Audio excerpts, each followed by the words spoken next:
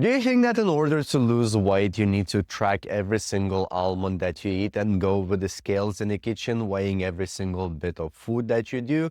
And generally, that just puts you off from starting any weight loss journey. Well, in this video, I want to break down why this is not the only way to lose weight, despite that calories in and calories out actually matters when it comes to weight loss. But having to count every single calorie and weigh food, it can be annoying. And the way I like to think about it, people used to be healthy when we haven't had scales. I mean, we did had scales to measure things for most of modern human history, but when it comes down to calorie tracking, that was never necessary. And that's exactly what I want to explain in this video, that you don't necessarily have to count calories in order to lose weight, and there is other ways to be successful with your weight loss. However, I don't want to neglect calorie counting because this is the single most important thing when it comes to weight loss. You need to be in a calorie deficit, which means that you need to burn more calories doing your daily activities than you consume through the diet. And we need to create that calorie deficit in order to lose weight, because our body needs to take the calories that's stored on our belly, on our other parts in form of fat. And then when we are in a calorie deficit, our body takes that fat and actually uses it as energy. So basically, that's how we losing weight, and that's why calories matter.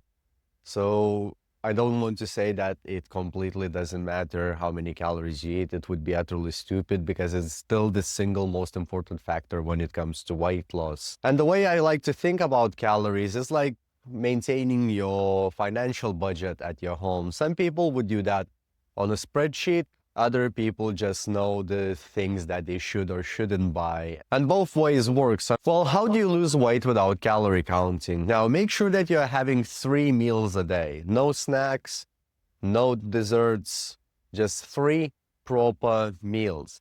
Imagine having a plate that's loaded with protein, carbohydrates, and vegetables.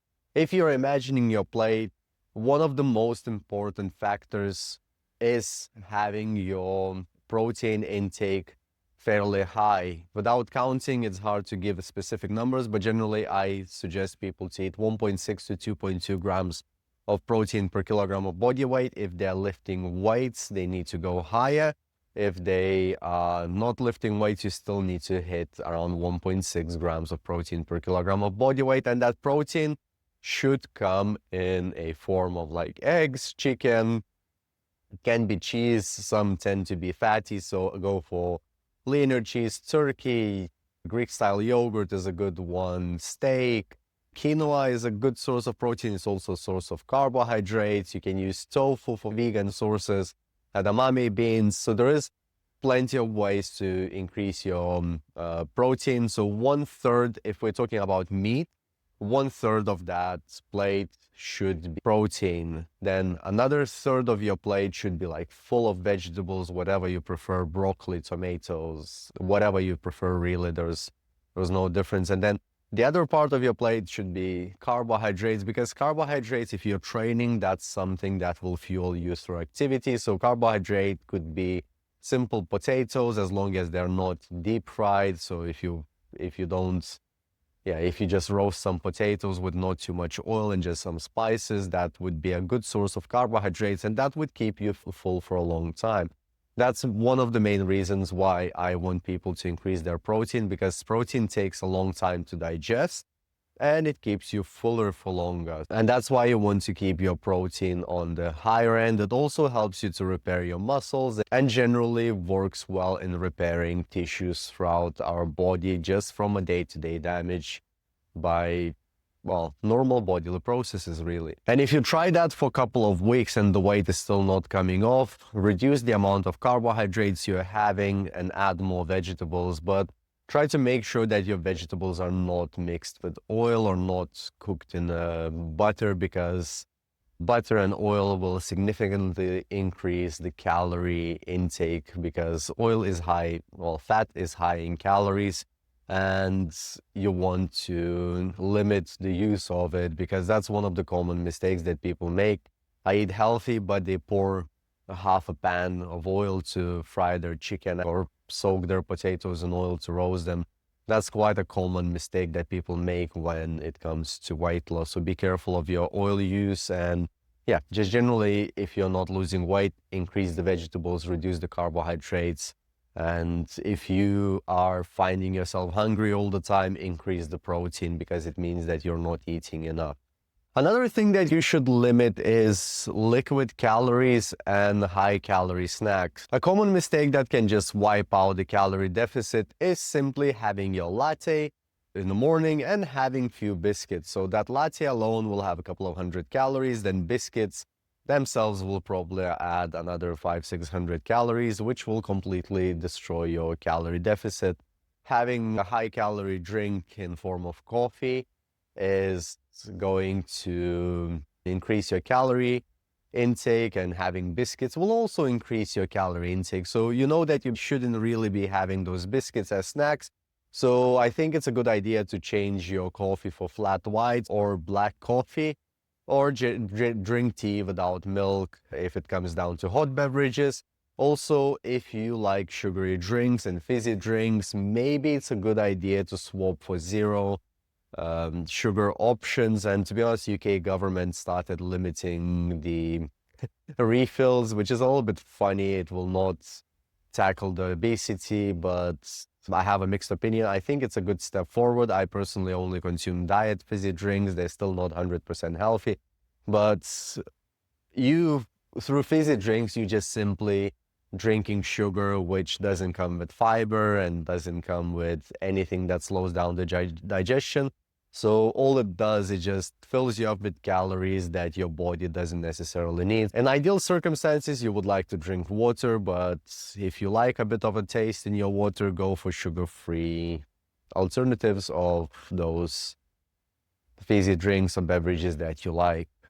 And one more thing that can help you with weight loss is to simply increasing your daily movement. So try to walk a little bit more. Park your car further if you can and walk to the shop, or visit your friend. Try to walk to school with your kids and just try to get some walking in your day. I mean, it's a good example. If you're waiting for your bus and the next stop is not that far away, just walk to the next stop while you're waiting for the bus.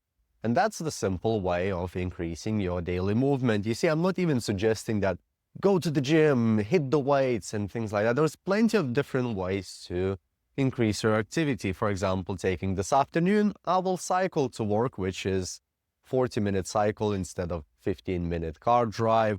And that's the way I will increase my activity and burn more calories. So there's many ways to increase your activity.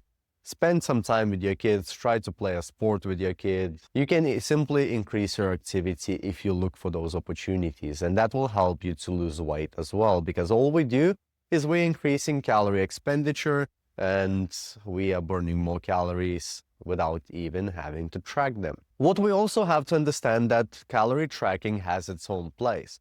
So if you hit a plateau with weight loss and you assume that you're eating very well and you should be losing weight, but that's not happening, maybe it's a good idea to actually download things like Calorie Counter Plus or MyFitnessPal and start logging the food, so you at least you can get an understanding how many calories you're consuming. And because we haven't had much education around the calories and calorie deficit as we've been growing up, hence why we're hitting those problems and weight loss might seem impossible. So calorie tracking can be a really good tool for you to understand where the problem is. For most people, I generally don't like calorie tracking because when we start training, we want to focus on building healthier habits and stacking them one on top of another rather than, completely changing your life by you getting to scan every single thing you eat. So basically, we're trying to make the journey a little bit smoother into the fitness, and then we can start adding things on. So yes, you can lose weight without counting calories. You can also lose weight while counting calories. There's no wrong way of doing that. We just need to find the way that works for you. And if you need to lose weight and you feel like you need some help with it, check the links down below. You can either book a call with me or just start following my 30-day guidance towards the weight loss and healthier habits. And if you like this video, YouTube thinks that you'll like this one, so go and watch it, and I'll see you in the next